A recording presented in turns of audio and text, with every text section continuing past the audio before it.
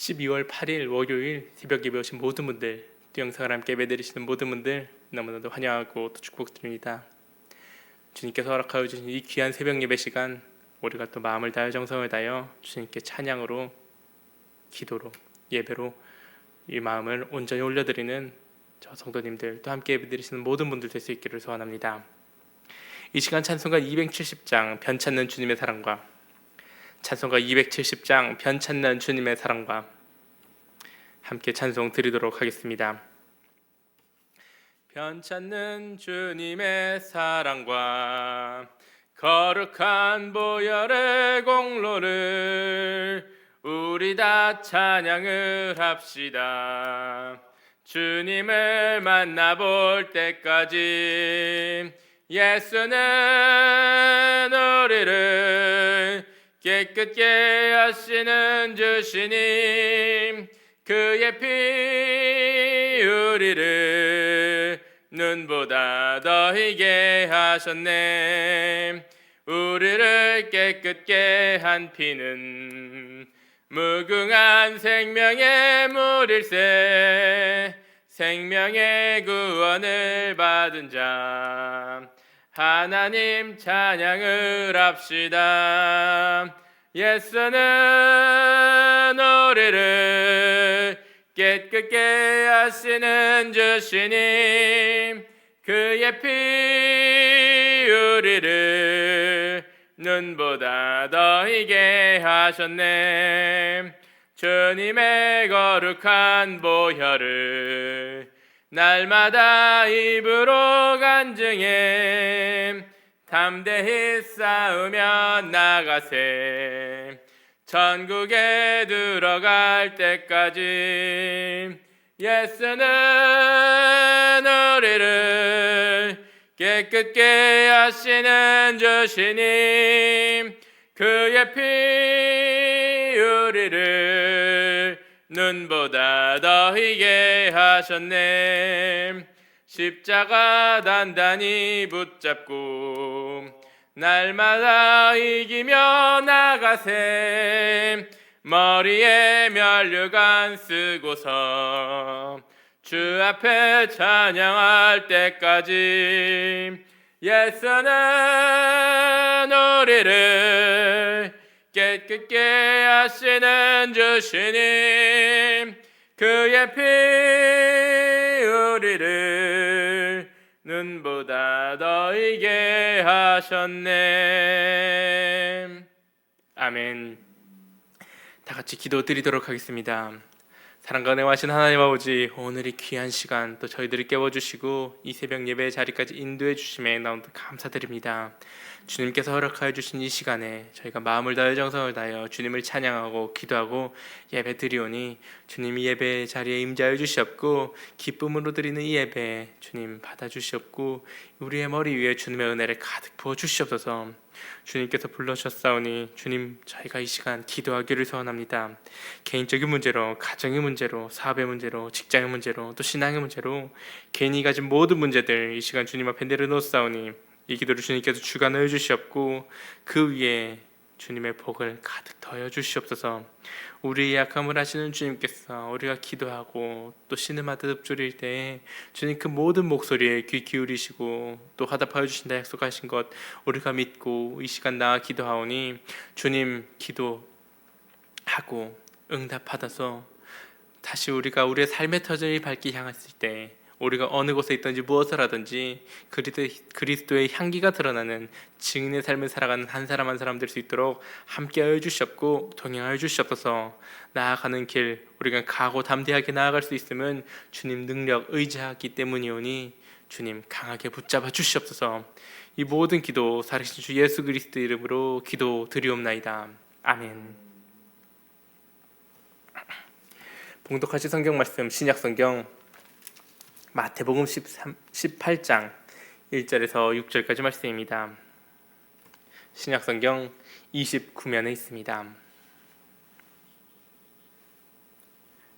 봉독하실 성경 말씀 마태복음 18장 1절에서 6절까지 말씀입니다. 봉독하겠습니다. 그때의 제자들이 예수께 나와 이르되 천국에서는 누가 크니이까? 예수께서 한 어린아이를 불러 그들 가운데 세우시고 이르시되 진실로 너희에게 이르노니 너희가 돌이켜 어린아이들과 같이 되지 아니하면 결단코 천국에 들어가지 못하리라. 그러므로 누구든지 이 어린아이와 같이 자기를 낮추는 사람이 천국에서 큰 자니라. 또 누구든지 내 이름으로 이런 어린아이 하나를 영접하면 곧 나를 영접함이니 누구든지 나를 믿는 이 작은 자 중 하나를 실족하게 하면 차라리 연자 맷돌이 그 목에 달려서 깊은 바다에 빠뜨려지는 것이 나으니라. 아멘. 오늘 본문 말씀은 예수님의 제자들이 예수님께 천국에서는 어떤 사람이 가장 큰 사람이냐고 묻는 것에 대답해 주시는 것으로 시작을 합니다. 제자들의 이러한 질문은 이 세상에서 세워질 메시아가 왕으로 계시는 유대 왕국을 기대하면서 던져지는 질문이었습니다. 예수님께서 천국 복음을 전파하실 때 이 땅의 나라에는 큰 관심이 없으셨습니다. 그러나 제자들은 주님이 이 땅에 새로운 유대 왕국을 세우고 제국을 세우고 그들은 그 개국 공신이 되기를 생각하고 있었던 것입니다. 그런 생각을 주님께서 끊임없이 버리게 하자 따르는 군중들의 숫자는 점차 적어지기 시작합니다.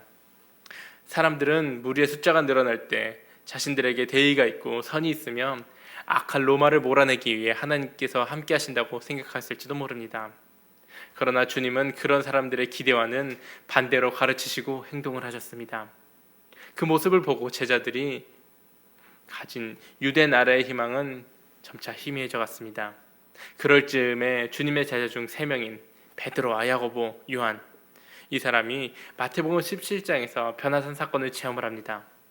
그때 주님이 변형이 되어서 모세와 엘리야와 대화하는 엄청난 장면을 목격한 3명의 제자들이 나머지 제자들에게 그 이야기를 하자 제자들 사이에서는 역시 우리 예수님이셔 하고 다시 제국에 대한, 다시 유대 왕국에 새롭게 세워질 유대 왕국에 대한 희망을 갖게 된 것입니다. 그리고 곧 메시아가 왕으로 계신 유대 왕국이 세워질 것 같으니까 제자들은 가버나움으로 가면서 주님 나라에서 가장 큰 자가 우리 중 누가 되겠느냐 하고 그 주제로 말싸움이 벌어진 것입니다. 그때 제자들은 서로 자신이 가장 큰 자라고 주장을 합니다. 베드로는 자신이 가장 연장자인데다가 목소리가 크고 주님께서 자신을 반석이란 별명까지 붙여주셨으니까 또 천국 열쇠를 주셨기 때문에 자신이 최고라고 주장을 했을 것입니다.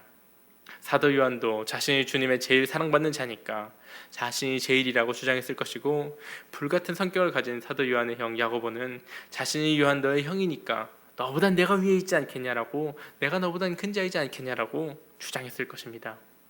마태는 자신이 세리라는 돈 많이 버는 그 자리마저도 버리고 예수님을 따라왔으니까, 즉 내가 내려놓은 것이 가장 크니까 자기가 최고라고 주장했을 것이고, 안드레는 자기가 주님을 따르는 최초의 제자이니까 그러니까 제가 제일이라고 주장했을 것이고, 나다나엘은 가문의 혈통은 자신이 제일 좋다고 주장했을 것이고, 가룟 유다도 자신이 돈깨를 맡을 정도로 주님의 신뢰를 가장 많이 받고 있으니까 자신이 제일이라고 주장했을 것입니다. 그렇게 말싸움을 벌이다가 마침내 나온 결론이 오늘 본문 1절의 말씀이라고 할 수 있을 것입니다. 본문 1절 말씀입니다. 그때 제자들이 예수께 나와 이르되 천국에서는 누가 가장 크나이까? 그 질문에 주님께서는 어떻게 대답을 하십니까? 본문 2절을 보면 먼저 저희들 가운데 한 어린아이를 불러 세우면서 시작을 합니다. 그리고 말씀하십니다. 3절 말씀입니다. 이르되 진실로 너희에게 이르노니 너희가 돌이켜 어린아이들과 같이 되지 아니하면 결단코 천국에 들어가지 못하리라. 주님께서 천국에서 큰 죄를 말씀하시면서 제일 먼저 말씀하신 것이 돌이켜야 한다는 말씀이었습니다. 이 말씀은 천국에 들어가고 천국에서 큰 자가 되는 가장 기초적인 것이 회개임을 알려주고 있습니다. 회개란 가치관의 변화, 마음의 변화, 신분의 변화로 나타납니다. 진실한 회개에는 반드시 선한 변화가 따릅니다. 진실한 회개는 우리의 현재와 미래를 변화시키고 마음까지 변화시키고 절망을 희망으로 변화시킵니다. 그 중에서 본문 3절 말씀처럼 주님은 어린아이들처럼 변화되는 것을 가장 중요하게 생각하셨습니다. 어른들은 되게 안주하려고 하고 아이들은 항상 뛰쳐나가려고 합니다. 사람은 되게 나이가 들수록 변화를 꺼려하기 마련입니다. 자신이 걸어온 길이, 그 경험이 있으니까 그 길을 고집하고 자신의 삶을 편하게 생각하고 이제까지 하던 방식대로 살아가기를, 그렇게 끌리는 것이 당연합니다. 다른 좋은 길이 있음을 분명히 알면서도 내가 여태까지 살아온 방식이 있으니까 자기 방식대로 살아갑니다. 그러나 어린이들은 제가 한번 해봐도 되겠습니까? 라고 말하면서 끊임없이 새로운 것들을 시도하고 변화를 추구합니다. 그런 적극적인 변화를 주님께서는 말씀하신 것입니다. 그래서 주님은 본문 3절에서 진실로 너희에게 이르노니 라는 표현이나 결단코 라는 강조적인 표현을 써서 변화의 중요성을 강조하십니다. 우리가 변화하지 않으면 하나님의 놀라운 능력을 체험하기 어렵고 하나님이 우리를 통해 이루려는 놀라운 일을 놓치게 됩니다. 자신을 돌이켜 선한 일에 참여하기를 힘쓸 때 천국에서 큰 자가 될 수 있다는 것입니다. 나아가 본문 3절에서 주님께서 어린아이처럼 되라고 하실 때 그 말씀을 자세히 묵상하면 몇 가지 의문이 떠오를 수 있습니다.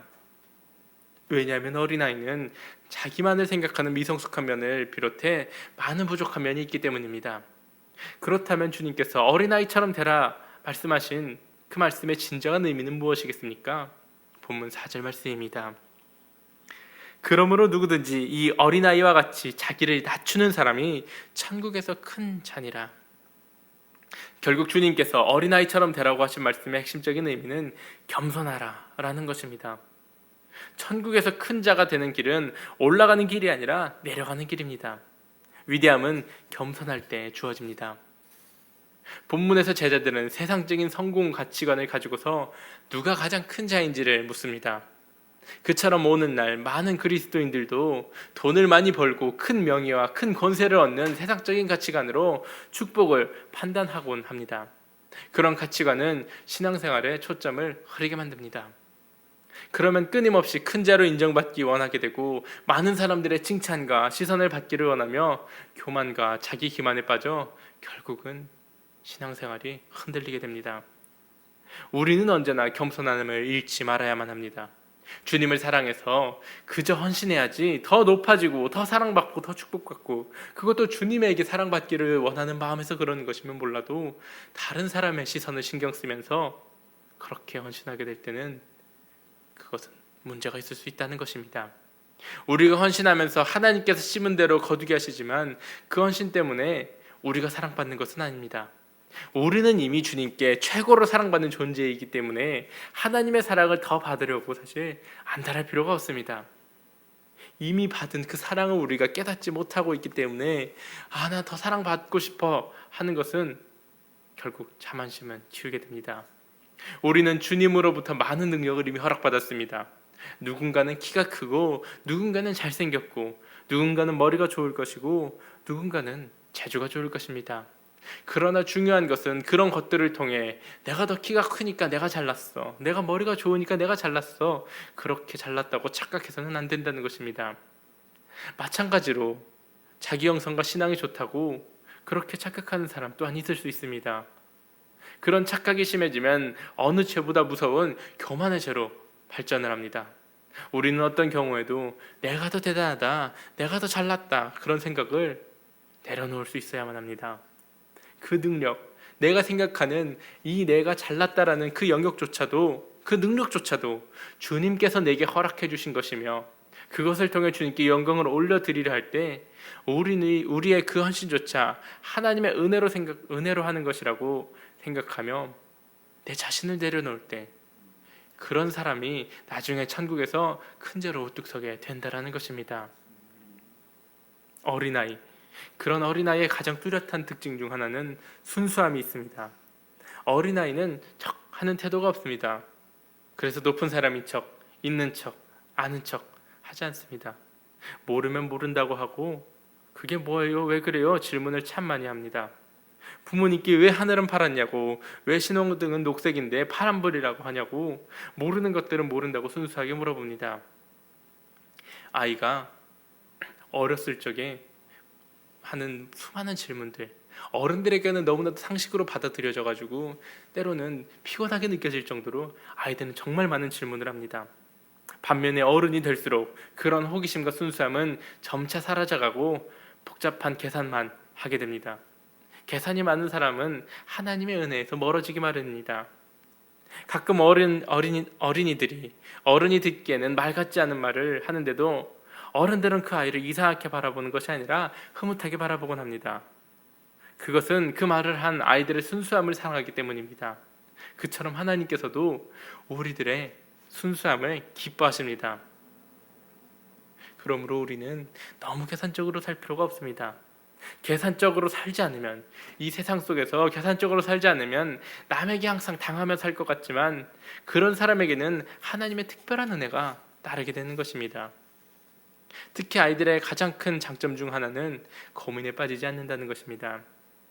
어른들은 어떤 공경에 처하면 그 이유를 알려고 합니다. 왜 이런 일이 이루어졌지? 누구 때문에 이런 일이 벌어졌지? 그런 질문을 하다 보면 불평과 원망과 책임 회피가 나오게 되고, 그런 식으로 원망을 하고 불평하고 책임을 회피하려는 사람은 결코 높은 사람이 될 수가 없습니다. 문제가 있으면 문제의 원인을 분석하기에 고민에 빠지는 것보다 우리 믿는 사람들에게는 하나님의 약속을 상기하고 믿는 것이 훨씬 더 중요합니다. 성경은 성도에게 모든 것을 합력하여 선을 이루신다고 분명하게 약속을 했습니다. 그 약속을 어린아이처럼 순수하게 믿을 수 있는 저와 성도님들, 우리 모두가 될 수 있기를 소원합니다. 어린아이들이 부모를 철저하게 믿고 의지하듯이 우리는 하나님께서 하신 그 말씀을, 약속을 철저히 믿고 의지하며 나아가야 합니다. 자신의 길과 생각을 고집하면 하나님의 은혜를 체험하기 어려워집니다.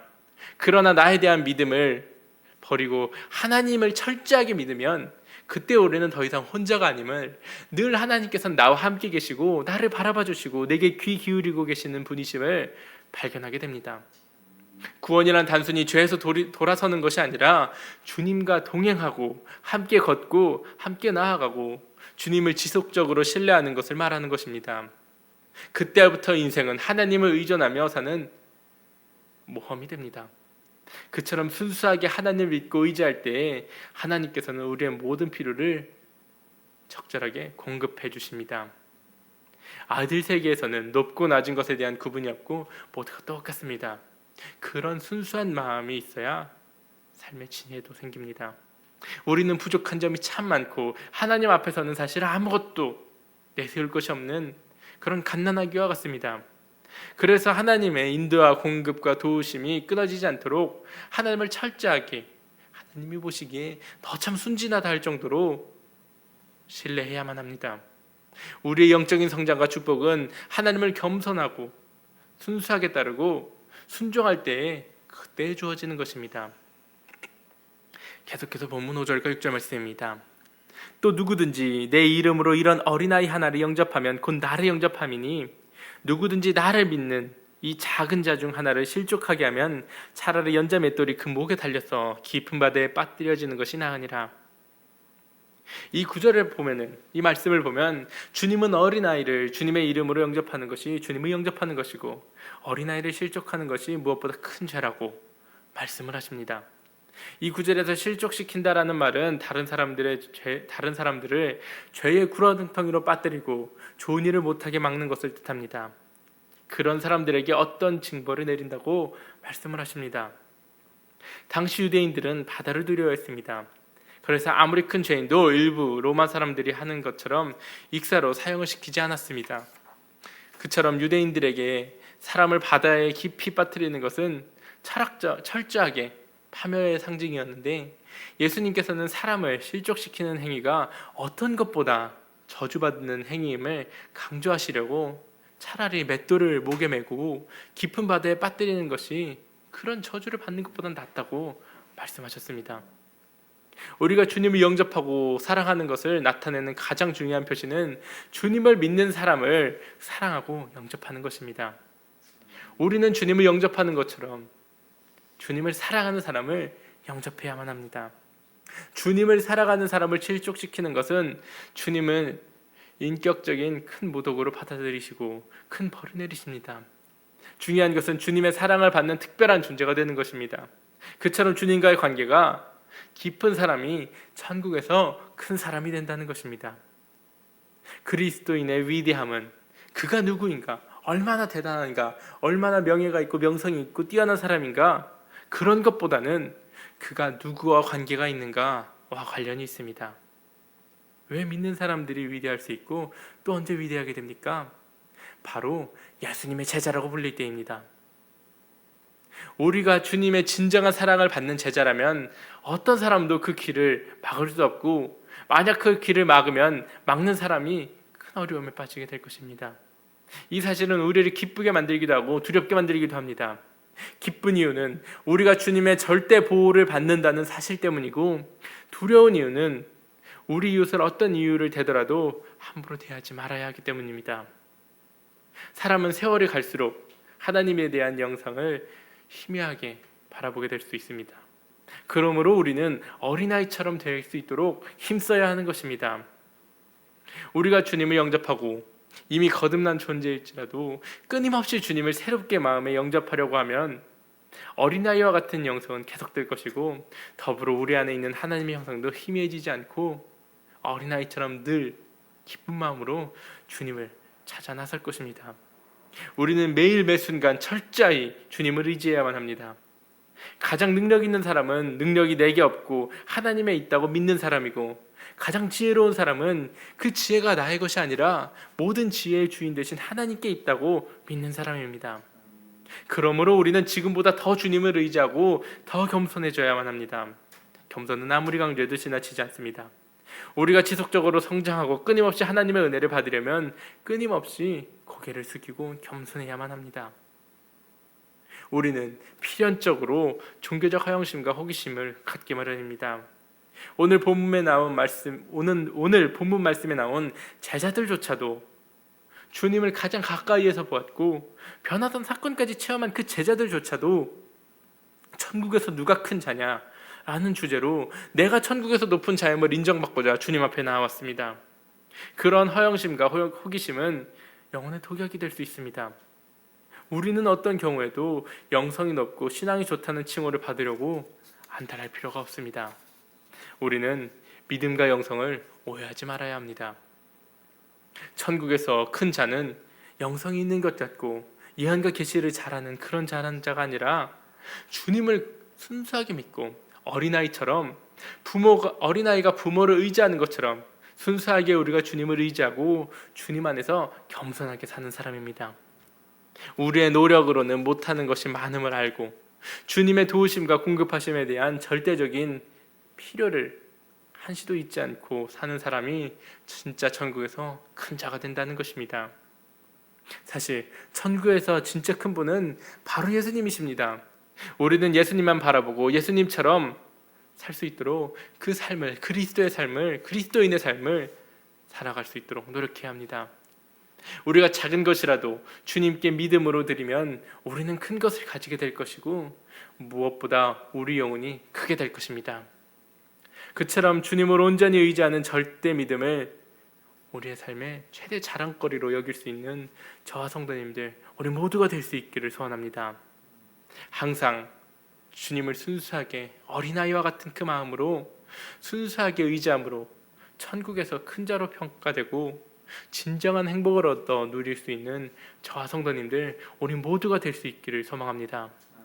계산기를 두드려서 이렇게 하는 것이 하나님 보시기에도 좋을 것 같고 세상에도 보기 좋을 것 같아 그러는 것이 아니라 주변 눈치 다 내려놓고 그저 순수한 어린아이의 마음으로 아버지께 달려가는 그 어린아이처럼 주님만을 바라보며 나아가는 저와 성도님들, 우리 모두가 될 수 있기를 다시 한번 주님의 이름으로 축복합니다. 주기도문으로 예배 마치도록 하겠습니다. 하늘에 계신 우리 아버지여, 이름이 거룩하게 여김을 받으시오며 나라가 임하시오며 뜻이 하늘에서 이루어진 것 같이 땅에서도 이루어지이다. 오늘날 우리에게 일용할 양식을 주옵시고 우리가 우리에게 죄 지은 자를 사하여 준 것 같이 우리의 죄를 사하여 주옵시고 우리를 시험에 들게 하지 마옵시며 다만 악에서 구하옵소서. 대개 나라와 권세와 영광이 아버지께 영원히 있사옵나이다. 아멘.